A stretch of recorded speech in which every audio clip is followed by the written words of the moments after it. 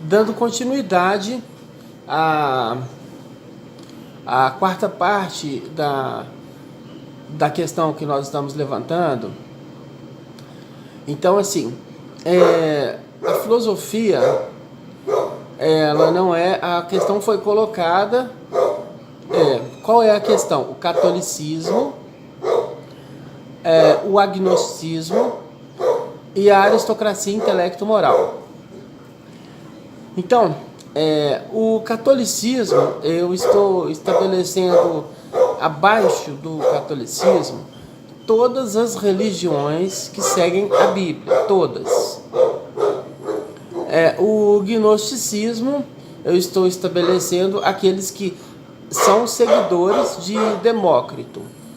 O Demócrito, ele acredita que a matéria ela é eterna, ela não foi inventada e ela sempre se molda e se transforma da forma que ocorrem as transformações que acontecem na vida, na existência. E agora eu estou levantando o terceiro pilar que nós vamos... Aí eu estou entrando na matéria que é da minha competência. Então, a aristocracia intelecto-moral. O que é a aristocracia intelecto-moral? A aristocracia é o poder dos melhores.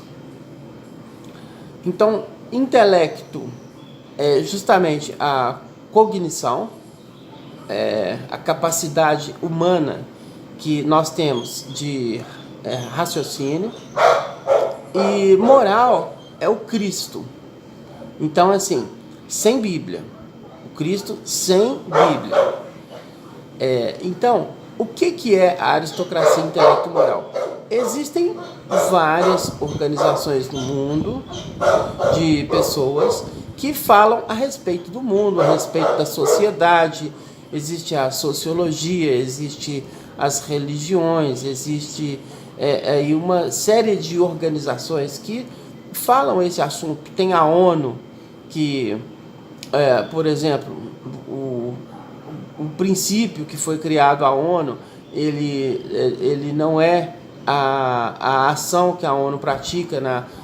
Teve uma das reuniões anteriores da ONU que um dos maiores representantes, o George Soros, ele disse com todas as palavras que é necessário uma providência rápida para a redução populacional. Então tem lá as pedras da Geórgia, nos Estados Unidos, que tem escrito lá que tem que reduzir a população para 500 milhões de pessoas. Então nós podemos entender assim, que o mundo ele é feito de pessoas e as pessoas se organizam conforme os seus interesses. Então,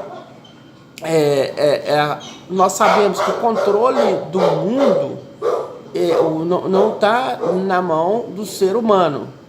Há um criador do universo. É o nosso ponto de partida. Porque como eu sou cristão, sem Bíblia, sem religião, então meu ponto de partida é Deus.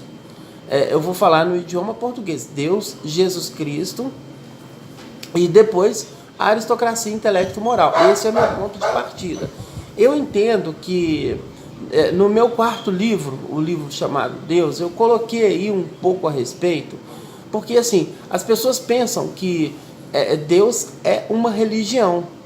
Então, o Criador do universo, o nome, não importa se eu falar assim, Miau, Ayaô, Kami, se eu falar Alá, ou se eu falar Jeová, ou se eu falar Deus, ou se eu falar Atom, como falava Akhenaton. Então, isso não importa. O que importa é o entendimento. Se eu falar, por exemplo, milk, se eu falar leite, eu estou falando do mesmo objeto. Então, é isso que é importante, é o leite. O que é a aristocracia intelecto-moral? As pessoas reúnem na ONU e fazem planejamentos. Os partidos políticos se reúnem, as religiões se reúnem. Eu estou reunindo um grupo de mentes mestras.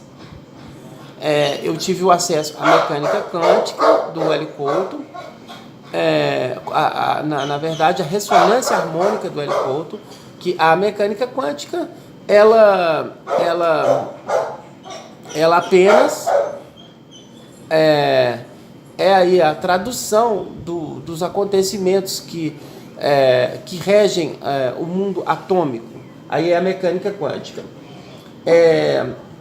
Através da ressonância harmônica do professor Hélio Couto, através da ressonância harmônica, eu entendi, eu cheguei aí nesse processo de entender a filosofia, e agora eu estou aplicando esse entendimento. Então, a aplicação que eu estou fazendo desse entendimento, ela está da seguinte maneira. Nós estamos organizando as pessoas que são cristãs. No primeiro momento, nós não estamos discutindo a questão religiosa. Não é a preocupação falar que uma religião está certa ou está errada. Mesmo que eu tenha colocado aí anteriormente como um equívoco a religião católica e como um equívoco o agnosticismo. Mas não é essa a questão. Nosso foco, o foco da aristocracia intelecto-moral, AIM, o foco nós vamos reunir pessoas cansadas do paradigma antigo.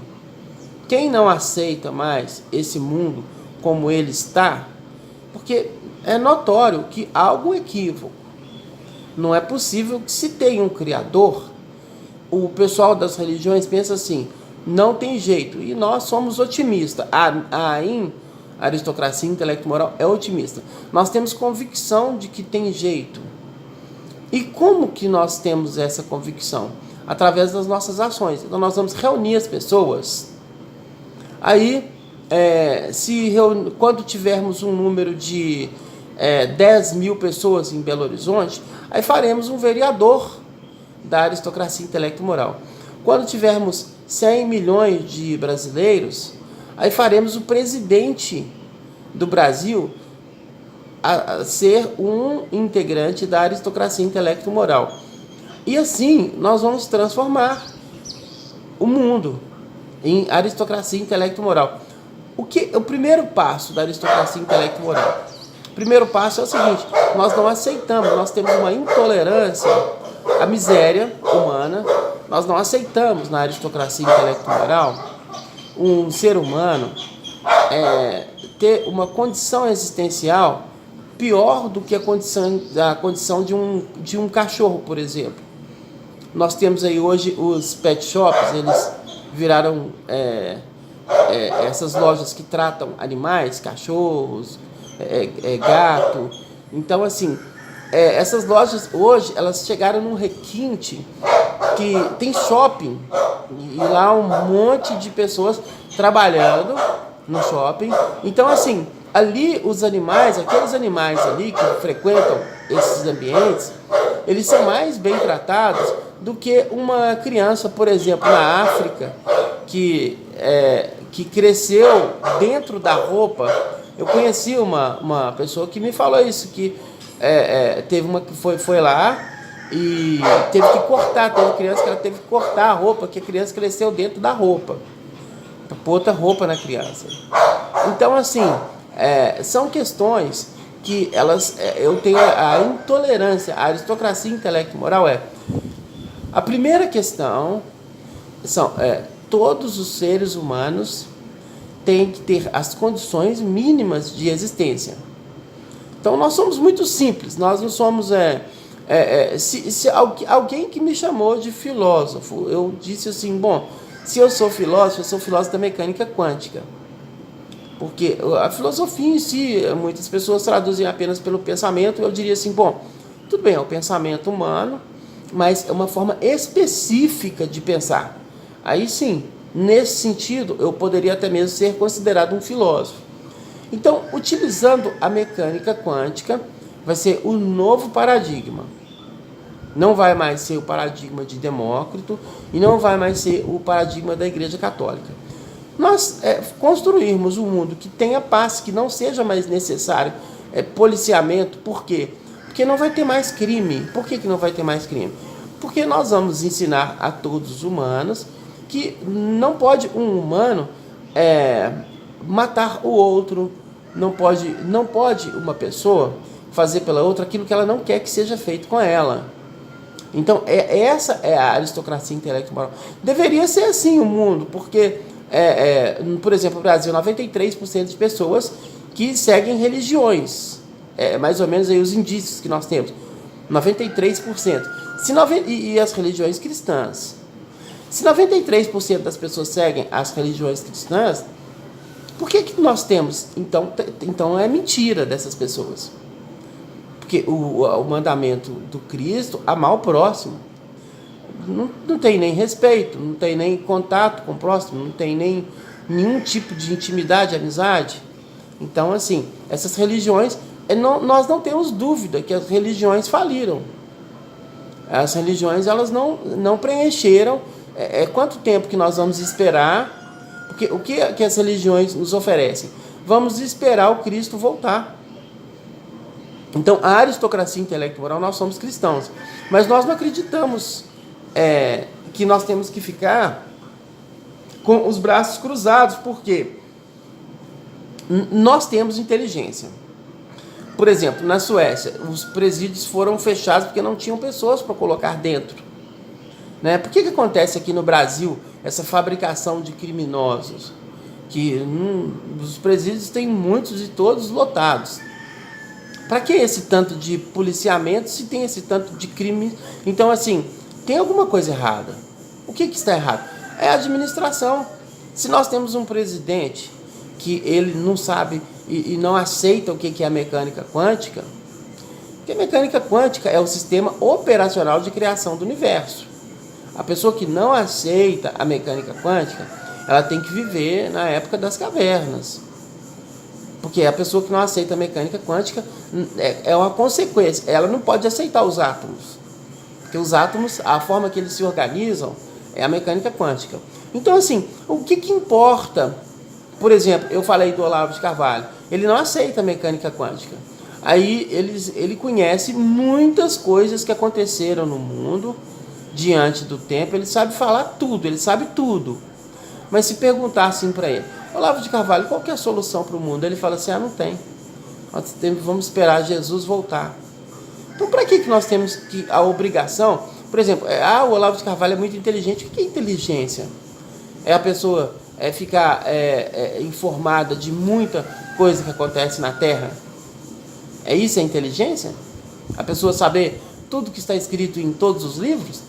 E expor essas palavras em forma de discurso? E a finalidade disso? Para quê? Para que o padre Paulo Ricardo de Azevedo Júnior, ele é filósofo, padre, é o maior expoente da Igreja Católica.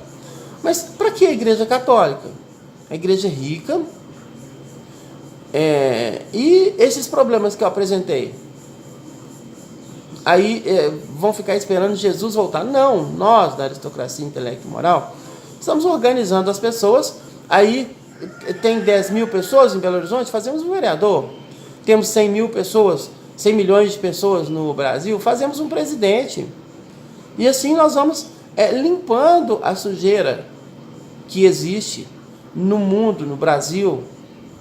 Então, nós somos adeptos do conhecimento. Por exemplo, Carl Gustav Jung, o pessoal da psicologia não entende. Ele escreveu 35 volumes. Então, assim, o ser humano ele começa o processo de inflação que deveria parar esse processo aproximadamente aos 7 anos. O processo de inflação. Isso é o que o Carl Gustav Jung, inventor da psicologia, disse em seus 35 livros. Ele escreveu 35 volumes. Como as pessoas nem sabem disso, que deveria parar o processo de inflação e iniciar o processo chamado unificação, que nada mais é que reconhecer que há em nós o Criador, porque é uma organização interna. Então o Criador está por fora de tudo. Aí o vácuo quântico, a mecânica quântica preenche esse espaço. Não existe outro ser onipresente. Então, se o vácuo quântico está tudo que nós colocarmos no microscópio eletrônico, nós vamos chegar no vácuo quântico. Então, existe já alguma coisa científica que nós podemos demonstrar o Criador do Universo. Vamos falar Deus? Pode ser.